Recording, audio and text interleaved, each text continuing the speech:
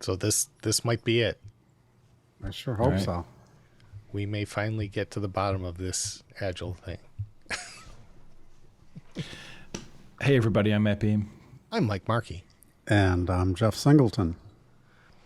And we are here today to talk about, I think, a provocative statement. I'm going to make a provocative statement to get this thing started. I love this part. I think that cancel culture is ruining agility. You're not bringing politics into this, are you? No. It's not politics. I'm actually thinking of it more the concept behind cancel culture, this concept that people have where I'm uncomfortable with something, or I don't like the way that sounds, or I don't like the way that looks. And because of that, I would like to avoid it altogether. I would like to remove it from my purview. I don't want to see it. I don't want to deal with it. I don't want to have it around. Interesting. This idea came to me while looking at a LinkedIn posting. Somebody had basically said that they would like to do away with definition of ready. They said definition of ready is, while there are pros and cons to it, the pros are, it's an agreement that the team is making with their product owner. There's also the cons to it that it tends to be used, and they said this, it tends to be used as a contract or a restrictive thing that he has seen cause great damage, and so he just eliminates it entirely. Just wants to get rid of it because he's seen it used wrong.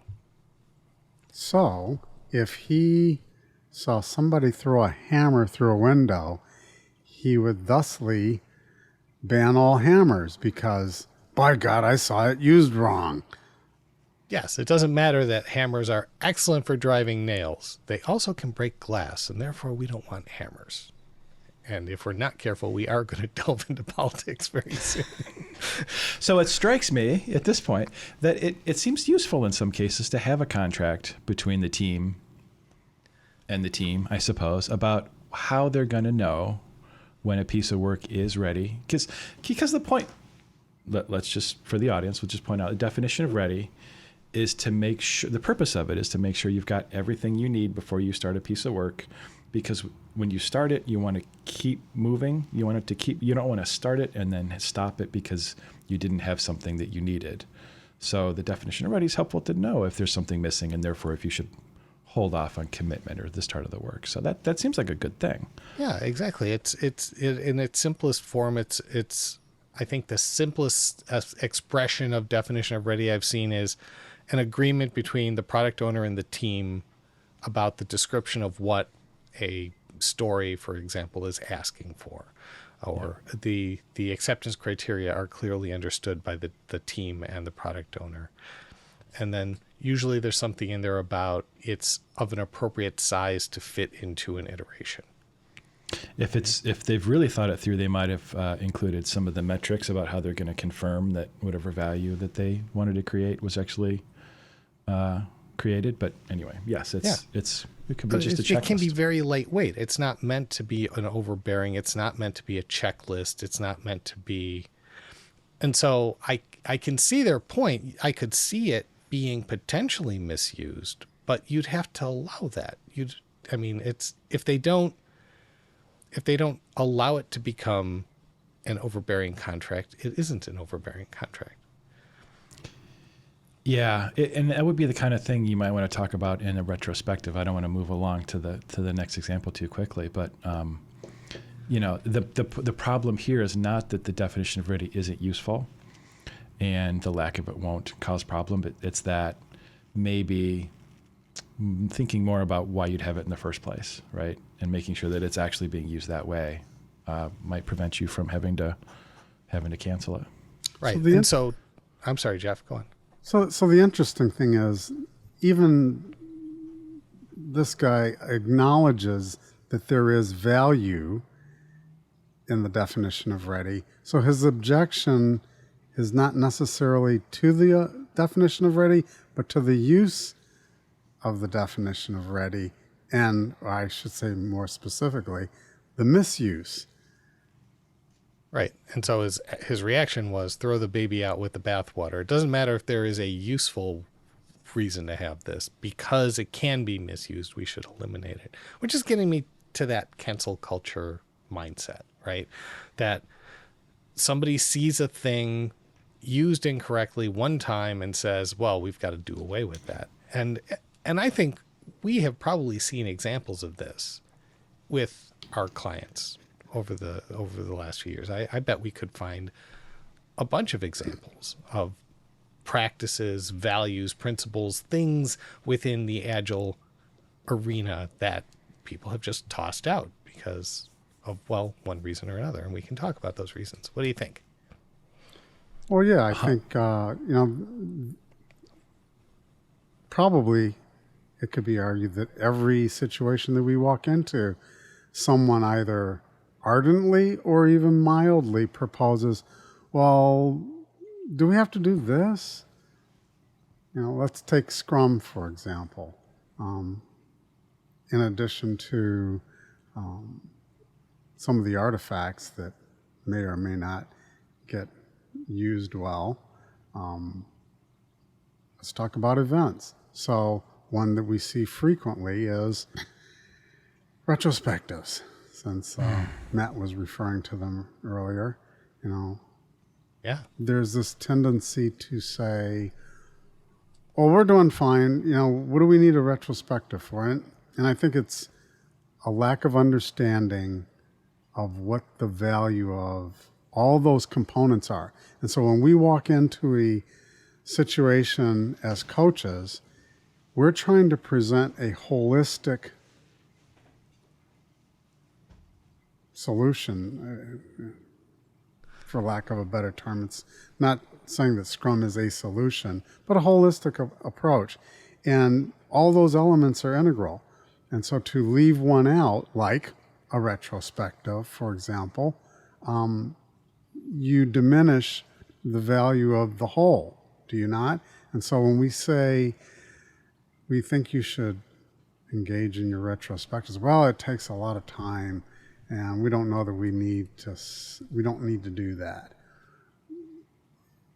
Yeah, I've heard organizations that are extremely sensitive to time, that they are super worried about wasting people's time, right? And you hear, we'll come into organizations that will say, well, there's so many meetings, and therefore we want to eliminate meetings. And this Agile thing you brought in comes with some built-in opportunities for gathering that we will refer to as meetings and therefore try to eliminate or shorten or get rid of to some extent.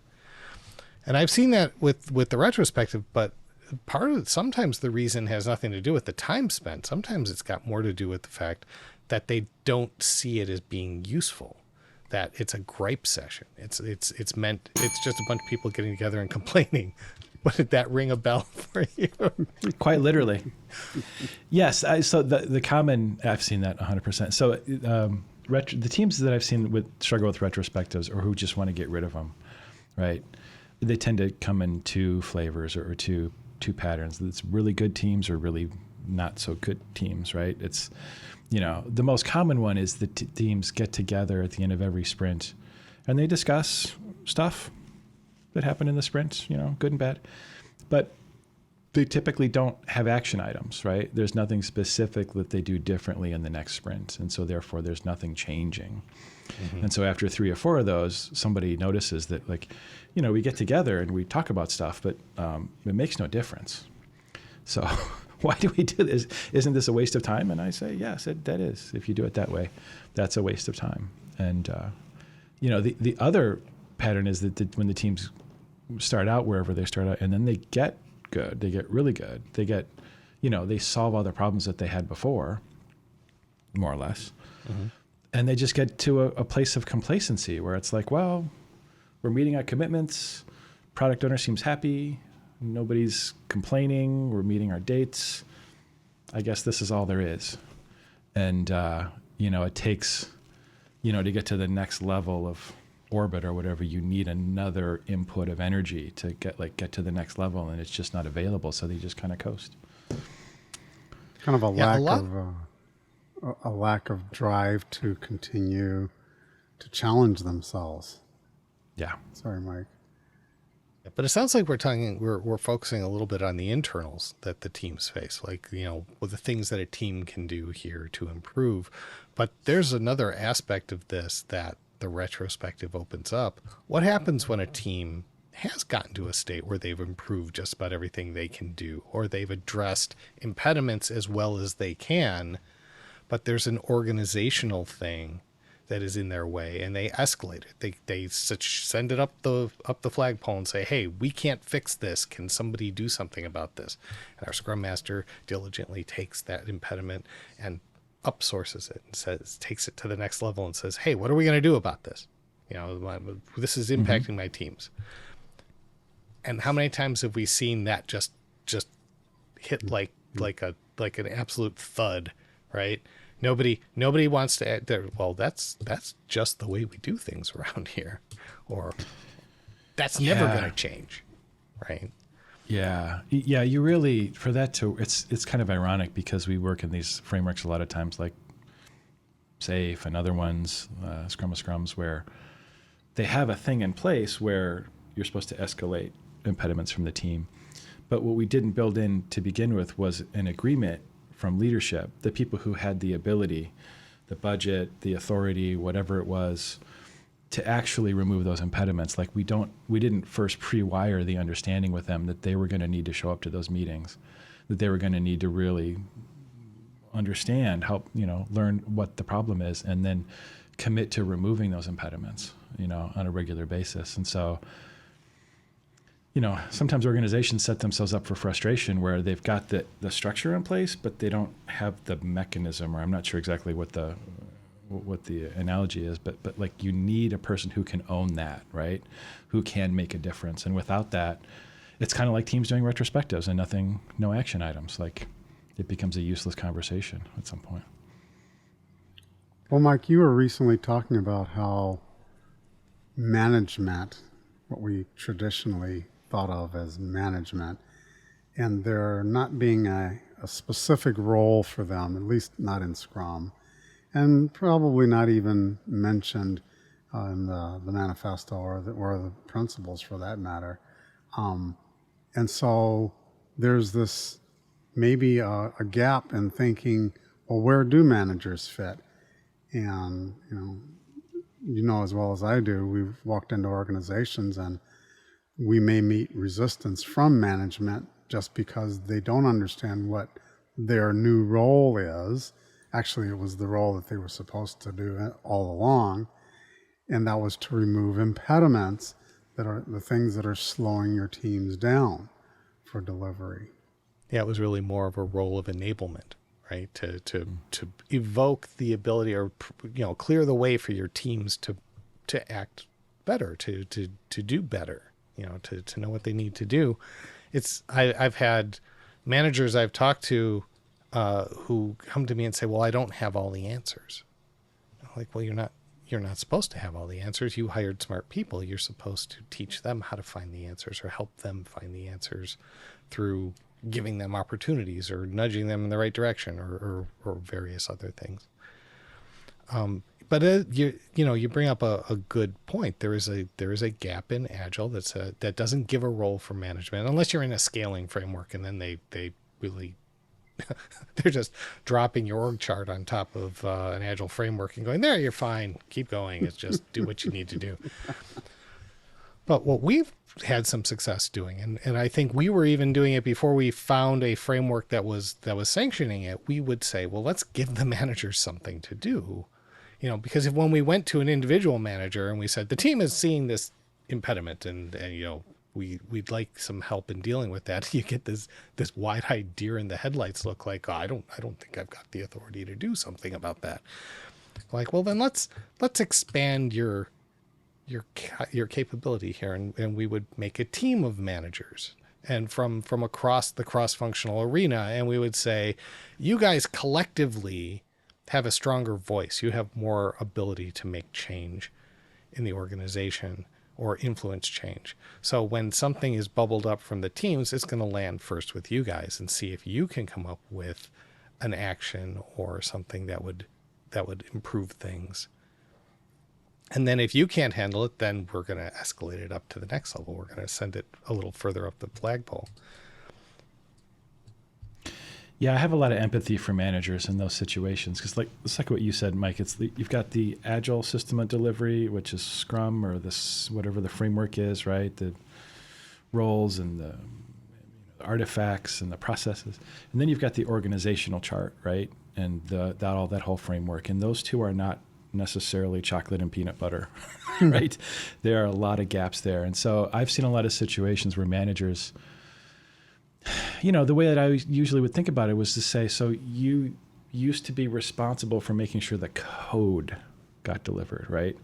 Ultimately, a lot of times is what it would amount to. And you need to move to more of a role where your deliverable is not code anymore. Your deliverable is an effective cross-functional team that can learn and get better over time, right? And that works super great for the Agile, it works for the whole Agile thing. It might not work super great for their job description or what their boss thinks that they're supposed to do and what they're incentivized to do and all of that stuff. And so it's a real tough bind to be in where, I as a coach, I can't ask somebody to do something that's going to put them out of sync with the expectations from their leadership or that HR doesn't want them to do. So there's a lot of, this itself becomes a thing that we need to escalate as an impediment for the system. And just, again, making sure that those escalation paths are there and that people are ready to get those impediments and actually do something about them. I think that's a lot of times that's been the major sort of systemic impediment. I don't know. What do you think? Yeah, the management job description. I've heard someone say, well, they're supposed to be managing the team, or they're supposed to be managing the deliverables, but they're really more used to managing individuals, right? They work one-on-one with a team member, and I sometimes will offer the suggestion that never give a manager an opportunity to manage, right? Don't go to them with problems. Go to them with solutions or ideas or things that you would like to try to do. Don't just send something out there and then they're like, oh, well, wait, are you asking advice? Do you want me to give you advice? Do you want to, because once they give you advice, then they want to follow up on it and make sure that you're following it. So. And they assume that you're going to take their advice and it's the best solution. Yeah. Yeah. But, to take this back, a little bit, when we form these management teams, and there's an example of this in the Scaled Agile, not in SAFe, in Scrum at Scale. Scrum at Scale. They got that executive action team, right? And their job was to be a escalation body over the teams, over the teams that were doing stuff, and then they separate in Scrum at Scale, they separate the product owner concerns. There's another circle that runs the product owners. The EMS. That's an escalation path for the product, right? Which has the ever amusing term what is it? Executive Meta Scrum. Executive Meta Scrum, which does not sound at all like product owner or anything, but that's branding. Exactly. Anyway, but we build we build these capabilities, and these teams of managers are not responsible for delivering the software. They're responsible for delivering the environment. They're responsible for delivering the culture, the thing that enables the teams to succeed, right?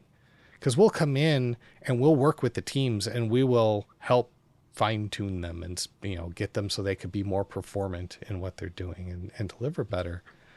And the organization itself starts tripping them up. There's things within the structure of their day-to-day work, policies, governance, procedures, things that are residual from the past pre-agile world that are slowing things down, right? We can tune up the race car all you want, but if you got potholes on your track, that car still can't go very fast. And it's the manager's job now to get the track repaired, not to pay attention to all the race cars, because they're moving as fast as they can in the environment that you've provided, instead of focusing downwards. And frequently we're tasked with helping to make those teams deliver faster, when in fact managers should be focusing on the environment what are the environmental factors? And if those are bubbling up, those impediments are bubbling up through squad leads, scrum masters, whoever, from retrospectives, and managers are actually taking that and doing something, then I think you get a different outcome. When people begin to see that there's movement on the impediments that they've escalated, they're more likely to escalate some more because, hey, that one worked. Great, let's do some more. Right. Which takes you back to if we keep the retrospective, if we maintain that transparency, inspection, and adaptation aspect that all Agile frameworks have at their base, right? There's those pillars that you try to maintain. As long as we don't eliminate that, we are keeping the door open for improvement, for continuous improvement. You know, whatever principle 12 still has to be there. So, all right. So retrospectives, if someone cancels that because they don't find it useful, we need to help diagnose and figure out why they don't find it useful and try and get them back on board, right? And understand what the potential there is. What else have we seen? You know, I would add on to that. Daily scrums not being daily. Hmm. You know, How often is your daily scrum? that's a trick question that I usually pose to teams when we go through training. And I say, how often is the daily scrum? Daily? Or sometimes when we encounter situations where a team has been supposedly adopting Scrum as an approach, and I say, so tell me about your daily Scrums. Well, we have them every other day. Okay, so what's special about Monday, Wednesday, Friday that you don't need on Tuesdays and Thursdays? It strikes me, I just hadn't thought about that until just this moment, but the same pattern from retrospectives where, well, maybe not the same pattern, but a similar pattern in some ways is the daily scrum. I've seen some teams not do it enough, like you're talking about, Jeff. And other teams will expand their daily scrums and they'll become an hour and a half, right? They're both ways of missing the mark, right? You know, and I don't know, I've got a couple of thoughts about this. I mean, the point of the daily scrum is to make a plan for the day and to make sure everybody, you know, if I'm doing this thing, can anybody help me, right? Or can I help anybody else? Or is anything stuck that we need to swarm on, right? Keeping the team like together, right? And focused on the most valuable thing. And if you're all sitting in a room together, right, and you can hear each other's thoughts, right, maybe you don't need a daily scrum, right? But the danger is in not knowing what the daily scrum is for, right? If you understand what the purpose of it is, then you found a different way to stay synchronized and you know, all the time, then great, right? But these patterns where they don't do it enough and also people are working on completely separate stuff and they don't know about it till the end of the sprint. Or like at other places where Mike, you and I have been, where they start to get behind and somebody declares, okay, we're going to get to the bottom of everything every morning. And it's a 90-minute call where we go down every single rabbit hole and every single story. And it's a definitive, comprehensive exploration of everything. Yeah. I had a recent example where there was a manager who was being frustrated at the lack of progress or what he perceived as lack of progress from his team. So he thought he could fix things by having an additional daily meeting with all of his developers, and in which he would review their work. What work have you done in the last day? What are you doing next? I think you're making a wrong turn, or this is what you should be talking about to people. And I think it was a little, I might say a little bit overbearing, possibly a little heavy-handed, a little micromanagery. Okay, that ain't even a little micromanagery. That's like the epitome of micromanagery. It's micromanager. Macro micromanaging. Nice. I like that. Not a word. We should probably point out that like really what we want is unity of purpose on all these things, right? We want everybody to understand, here's what we're doing, here's why we're doing it, here's how to tell if it's going well or not. Right. So we could kind of say the same thing about all of this stuff. It is interesting how all of them get canceled for different reasons, though. Right. So where they'll come in, like I've heard people say, well, why do we need to meet daily? You don't need an update that often. Yeah, no, I don't need an update ever. I don't. Yeah. I'm not the point of this. You're not supposed to be Yes. talking to me. Right. I'm Totally. just here to see how well you talk to each other. If you guys are getting the stuff done, you're staying on top of it. To your point earlier, it's to make sure they got a plan for the day and they have everything they need to keep going, right? And if they 100%. don't, help. Let's talk about it. Yeah. But, I think it gets down to that 3-letter word that you just uttered, Matt, was why. Understanding why. Do people understand why we do stand-ups? Do they understand why we need to do sprint planning? What is the why? And if they can understand the purpose, instead of just going through the motions, if they understand the whys and the value that supposedly they're going to get out of engaging in this activity, then I think it makes it a much taller hurdle to jump to say, oh, well, yeah, let's discard this, let's discard that. Because if you're going to discard that, then either A, you don't understand its integral nature and why it's a benefit, or you've got something in place. And Mike, you've mentioned this before.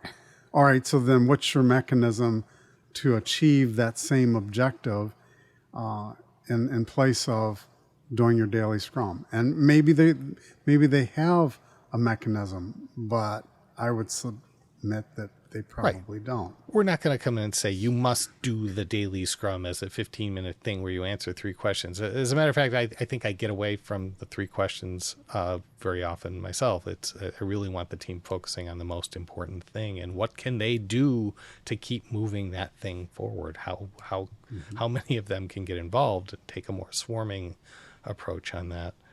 But you said something a second ago, Jeff, that concerned me. You brought up sprint planning. Surely no one would cancel sprint planning. Don't call me Shirley. Interestingly enough, I've seen in the fairly recent past a failure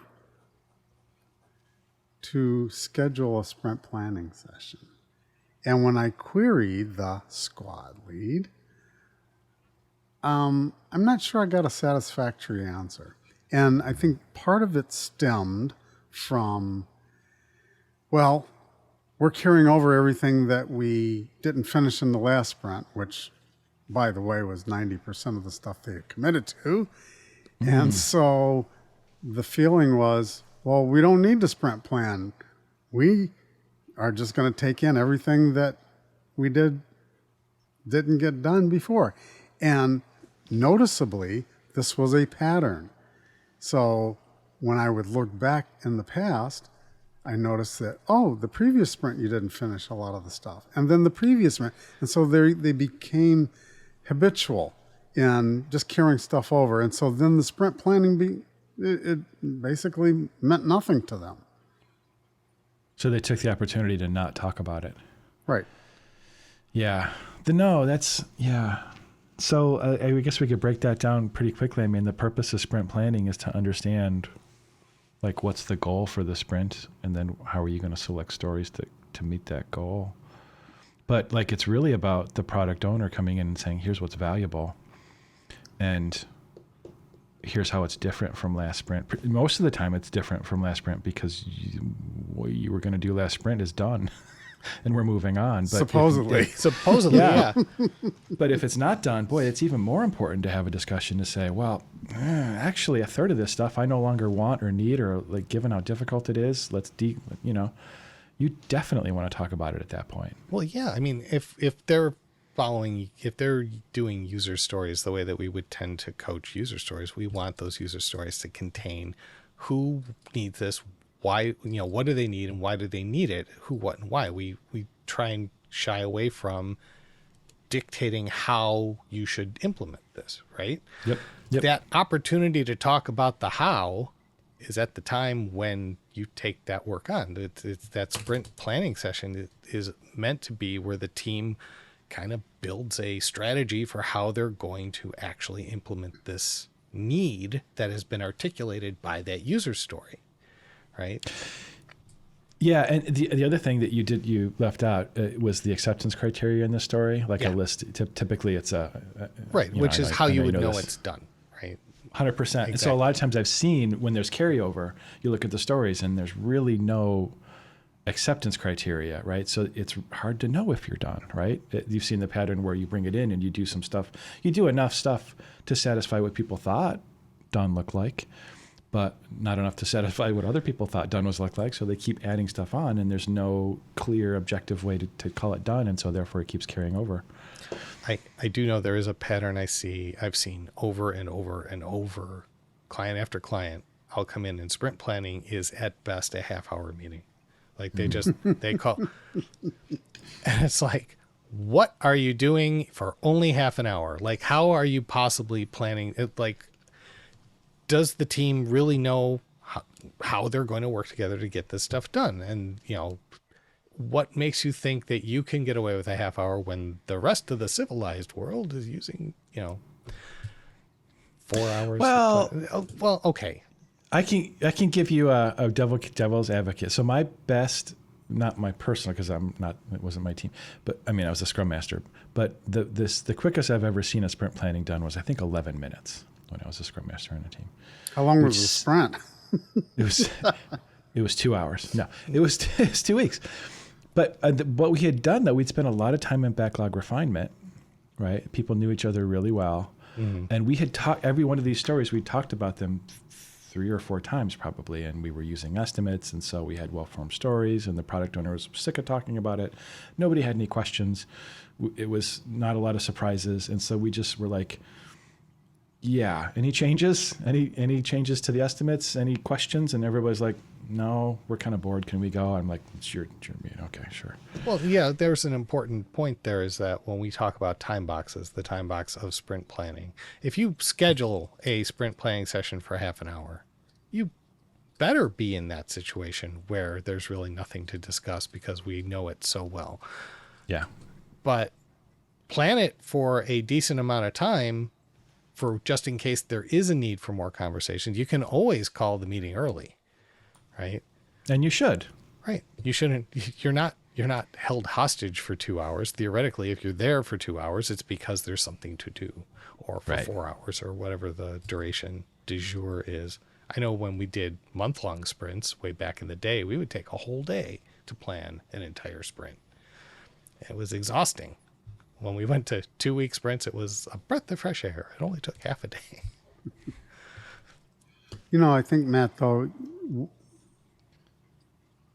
one of the things that rung for me in what you said was that they had done enough backlog refinement such that they were well prepared. And so when I get pushback from teams that say, I don't want to spend an hour or 2 in a sprint planning session, I say, well, here's what you can do. You can prepare yourself in advance and thus shorten that time. So if you do good backlog refinement the week before, then guess what? Maybe your sprint planning doesn't take 2 hours. But you got to put the work in one way or another. And the sooner you put it in, the sooner you get some value out of it. You're going to have that conversation one way or another. Either you're going to do it in backlog refinement, you're going to do it in sprint planning, which is your last chance before the sprint gets rolling, or you're going to do it on the fly as everything starts blowing up in your face during the sprint, right? Yeah. Coming out of planning, everybody has to know what's the sprint goal, what are the stories that we've selected that will satisfy the sprint goal, and no other question, no reason to not start. We've got what we think we need, the definition of ready, like we talked about before. We don't, everything we can anticipate before we start work that we'll need to continue to work, that all has to be there. And as soon as you get there, boy, you can leave. You can get started right away. Yeah. But the teams that I see where they are shortening things that dramatically are the ones where they don't really, they may be a group of cross-functional individuals in a collective, but they don't tend to cooperate on their work. It's a handoff from person to person. It's like one person owns it. So why do I need to talk to anyone else? Because I'm just going to give it to them when I'm done with my part. It's just mini waterfalls running within the sprint. Yeah. Throw it over the wall. Yes, everything is thrown over the wall, including. I'm sorry. Go ahead. No, go ahead. Well, I was going to say to your earlier point, you guys mentioned carryover. So, in a sense, there's a cancellation there as well. They've canceled the time box of the sprint. There's no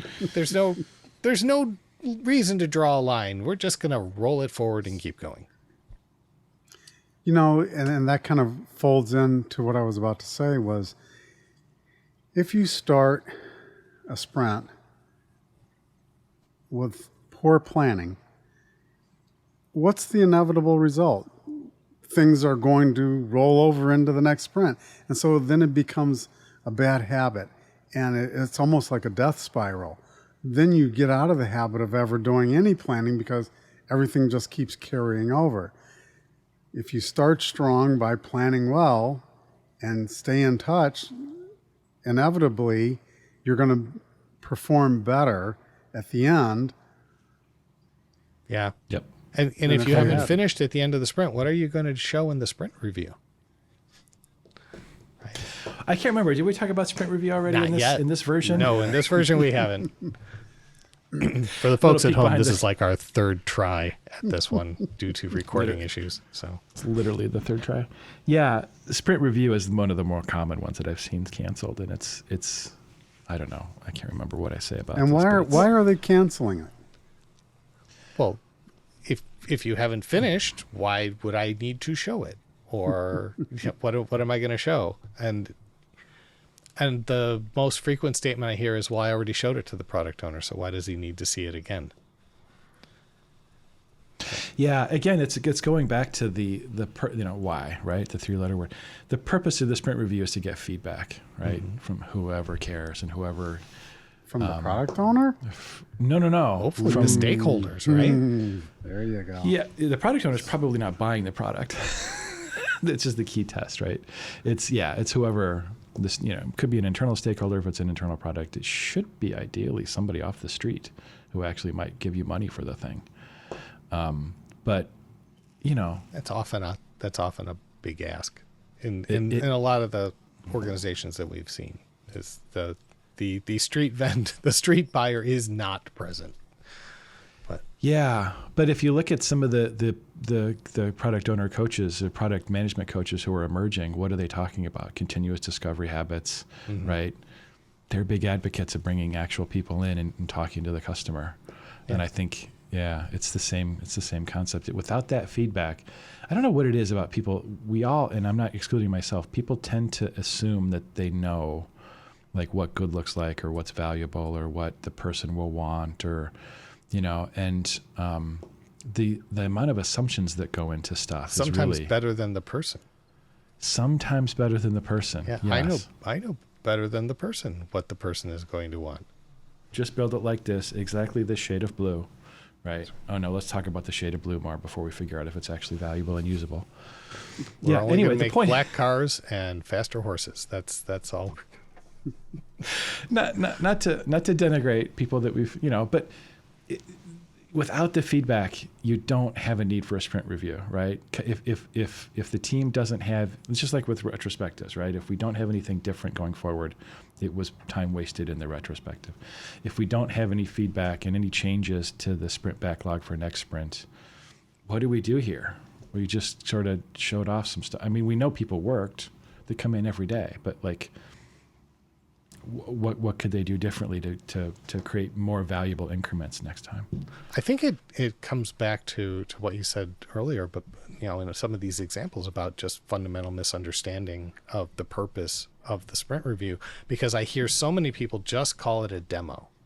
It's a demo. The whole point is just to show what we've done. And if we got carryover, we don't have anything to show, for one, right? But there's more to it than that.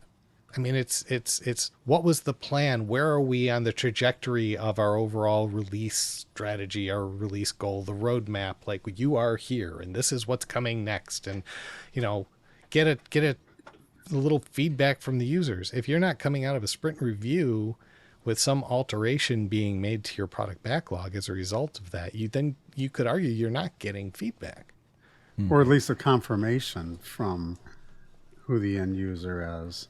Yeah. That, yeah, you're on the right track, or no, you aren't. But how often do we see, we sit in a sprint review and there are no stakeholders? That's always my first question. I sit in the very first sprint review when I'm engaged with a team. Okay, who are the stakeholders? And if it's crickets, if I don't hear any of any stakeholders in there, that's red flag number one. Okay, so then where are the stakeholders? Well, to be fair to the team, having crickets as stakeholders, they're really hard to communicate with. They don't even speak the language. Yeah, I'm sorry. No, I hear you, Jeff. That situation really feels like risk to me, right? Because the stakeholders are the ones who can confirm that it's worth it to spend money and to invest in this stuff. It costs us thousands of dollars to create this increment in this sprint, right? And if we're not getting that much value out of it, right, at some point somebody's going to say, why are we doing this? Yeah. And they should. And hopefully we get that feedback every sprint, right? But if it's not there, then it's going to come eventually. And it's probably going to be more difficult to deal with if it's delayed. That's usually the case with feedback. Yeah. The other thing that I've seen is, well, we know who our stakeholders are, but they're so busy. We can't get their attention. And I'm like, well, how far in advance are you trying to get their attention? It's like, well, we invited them the day before and they were busy. Like, well, did you not know when your sprint review was going to be? Like, isn't it always on the same day at about the same time? Like, couldn't you let them know it's coming sooner? Like, as a recurring event, perhaps? Now, That would be ideal. interestingly, I heard an argument recently that they didn't expect stakeholders to show up because, and this was almost legit, there were, 13, 14 teams, and if they all had their sprint reviews organized around the same time, how could they conceivably expect a stakeholder to attend every single sprint review? They wouldn't have time to do their regular stakeholder stuff, right? And so I could kind of see that. They couldn't get stakeholders to attend because doing one after another, or there were conflicting times for multiple sprint reviews. And if you've got something that you've got to get a stakeholder in and they've got 5 other sprint reviews, they're probably not going to take that time. So I thought that was a legitimate argument. That said, their answer was, okay, so let's consolidate and let's do a more holistic sprint review that involves all these components. And then, now they called it a showcase. Yes. Kind of like a demo. But it solved, I think, for all intents and purposes, that demand on a stakeholder. This is all to say we have to be respectful of stakeholder time, but we also have to educate them as to the expectation, because number one, the other benefit of having a sprint review is that frequent visibility. As a stakeholder, don't you want to know, hey, how's it going? Hey, how's it going? Yeah. Well, here's your opportunity. This is that feedback loop. This is your opportunity to participate in that feedback loop so that you don't have to, constantly tap me on the shoulder. Hey, how's it going? How's it going? As the person funding this activity, is my money being used wisely? Is there progress being shown? That's important. I'm going to go back to showcase there for a second, because whereas I think the demo, the showcase, that entertainment portion of the proceeding. It's just a part of the sprint review, but it's an important part. And in some of the best teams I've been on, they actually made the sprint demo portion be like a showcase. It was something exciting to come see. They would actually meet the day before the sprint review, and they would come up with a script of what they were going to do to try and put what they had produced in the best possible light, the most exciting way to explain it. And, you know, I've had some front end projects where we were actually creating extremely emotive displays. Like we were making graphic displays. So let's make the most impressive graphic display we could using the tools we've just completed, showcasing their capability. And when we made the sprint reviews exciting, we got a crowd. Like people would show up just to see what we had come up with that sprint, right? It's an opportunity to get people to come and celebrate what you're producing too. Mm-hmm. I guess. I mean, there's something about that that feels a little bit, I don't know. Contrived? Contrived is a word? Well, there was nothing contrived about it. I mean, the whole point of this was to create new graphical widgets that would enhance the product, right? Mm. And the one could argue the graphical widgets that had been used prior to that were not flashy and exciting, and they were quite plain. And then this was giving a lot of capability that didn't exist before. It made very nice looking displays, and they were very malleable and customizable. So yeah, I guess I'm just thinking of all the good sprint reviews I've been to where the vibe was kind of laid back. It was just a person who had done a thing, like showing you how it works, like talking about what the problem was, maybe a little bit of commentary about how they solved the problem, but then giving you the working software that did the thing, and then having a discussion with the stakeholder or the whoever about, you know, how it was good or not good. It was a relaxed vibe. But there's nothing wrong with the team getting excited about stuff that went well, and if you are using a bit of stagecraft to get people there and excited, and by the way, giving you feedback, again, as long as you know why you're doing this thing and what the outcomes are that you're looking for. You know, if you know why, then you're in a position to understand or evaluate any particular way of doing it or any idea, a way of running it, right? Mm-hmm. You know, 20 years ago, when I started my journey, we called them showcases, and they were to actual customers. And so I guess I cut my teeth on the most ideal situation. But it seems like it's showcasing, while there are benefits, it has devolved into this demo thing, and to the point where people are just putting up a PowerPoint. Wait a minute. That's cheating. You completed what, the sprint? Well, we completed this PowerPoint. Well, all right. How much for the PowerPoint? Where can I buy one? Well, but what's in the PowerPoint, right? It might be something very important to the continuation of this project. It may contain, you know, the results of our spikes. Right? Yeah, and especially if you're doing something technical, like let's say I refactored part of the database schema. That's hard to demonstrate. Good luck making that a flashy presentation. Right. I get it. And I'm not saying having a roadmap or something like that, a couple of bullet points that reflect what you've accomplished.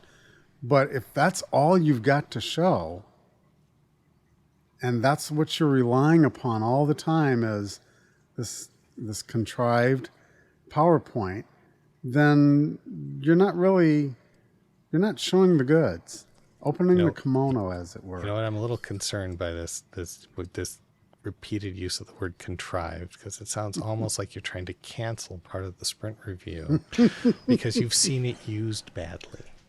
Why are you saying contrived, though? It seems a bit contrived the way you keep saying that word. Does that make you feel uncomfortable?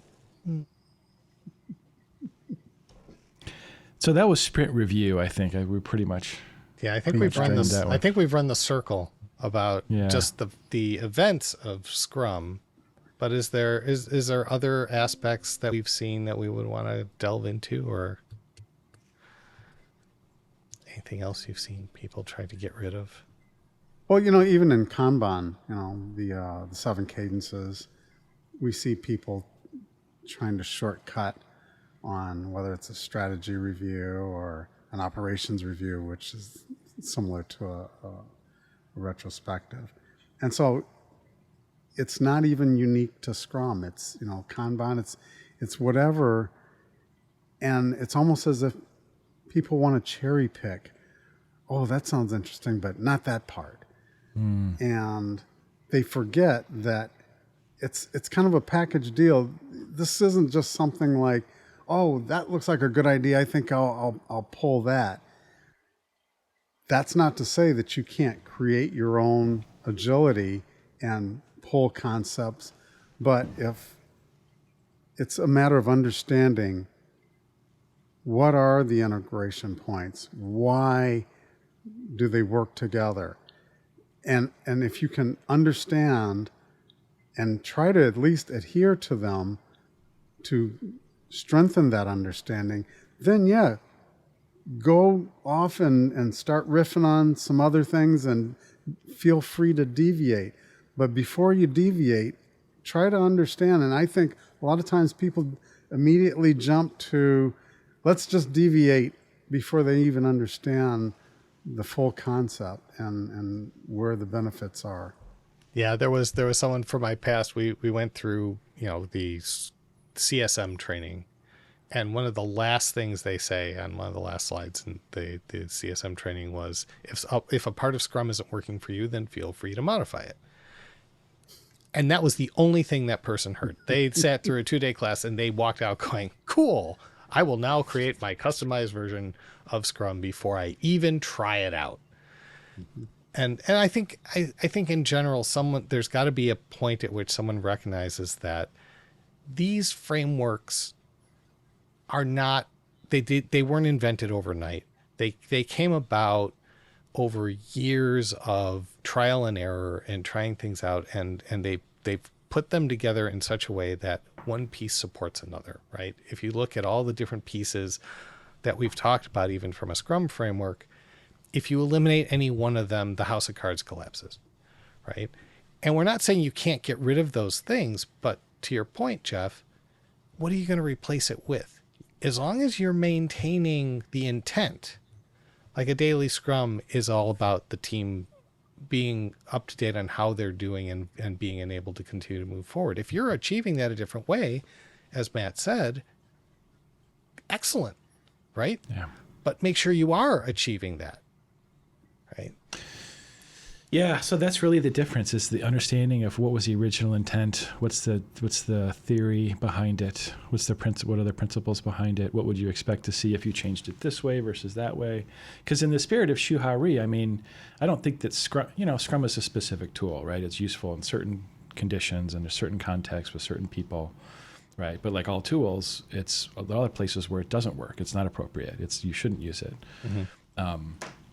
You could say, in the spirit of Shuhari, I mean, you might take Scrum and get so good at all of these individual practices and theories and principles that you evolve beyond it, right? You could start off at Scrum and 5 years later be just in a pure flow state, right? But that would have to mean that at every point in time, everybody knows what everybody else is working on and what the oldest thing is, and nothing is stuck. And if anything goes wrong, they immediately swarm and figure out what's wrong and fix it. They don't wait for the retro.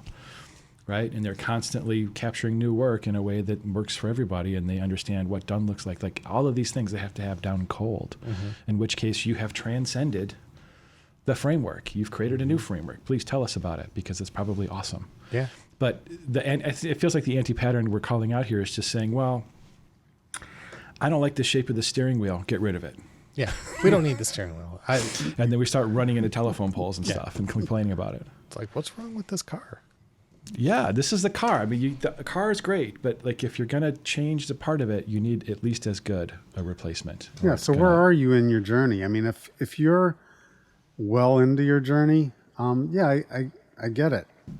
You've evolved. Even, Agile, any of the disciplines under the Agile umbrella have evolved. Many have merged together. There are, XP concepts and Kanban concepts that have been absorbed. So it has evolved. But where are you in your journey? If you're just starting out in your journey, then to your point, Matt, Shuhari, you're still trying to learn.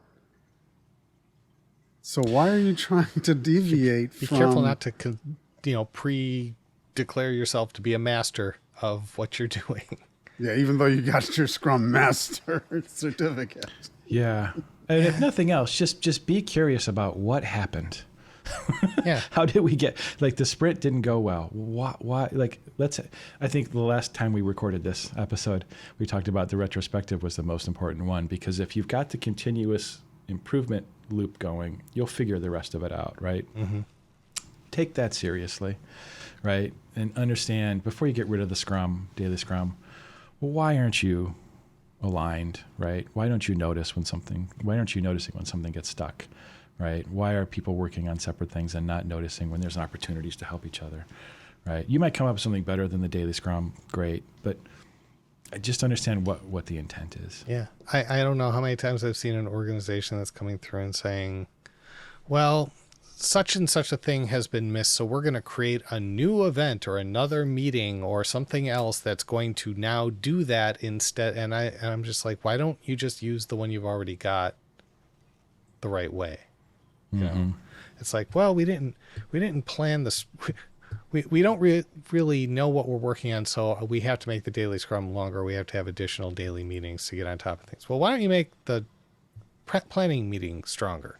It's like, well, we're coming into the planning meeting, but we're finding that the stories just really aren't meeting a definition of ready. Call back to the very beginning of all this.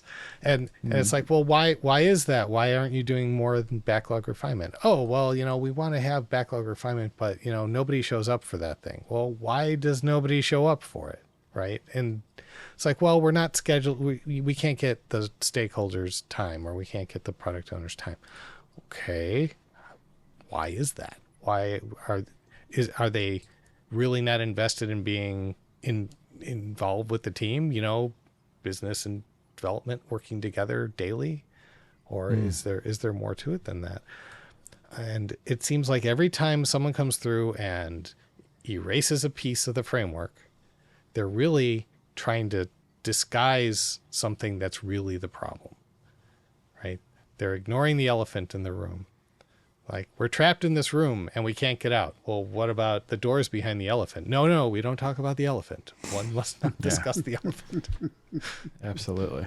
Yeah. No, getting to the root cause is really sort of the first step in any of these systems and understanding what to do. Which is where we come in. I mean, for any of you managers out there in the world, you directors of development, team members who are doing this, Scrum Masters, whatever, if you guys are seeing some of these patterns or these anti-patterns and you need help getting through them or unraveling what happened, that's where coaching comes in. That's where we can help you guys get over a hurdle and then go about our merry way. Maybe you could send us some examples that you've seen. Yeah. Send us an email to, what is it, Mike? I think it's questions@htat.show. Interesting. We'll pop that up. HTAT. It's right up to there, probably. Probably. That's what it might be. I'm not sure. I can't remember. We'll do it in post.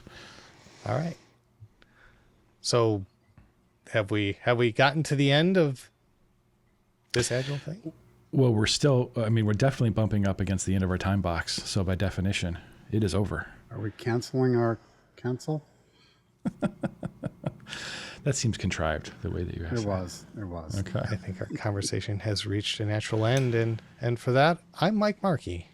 I'm Matt Beam. And I'm Jeff Singleton. All right. Thanks, everybody. See you next time. Soon. See ya.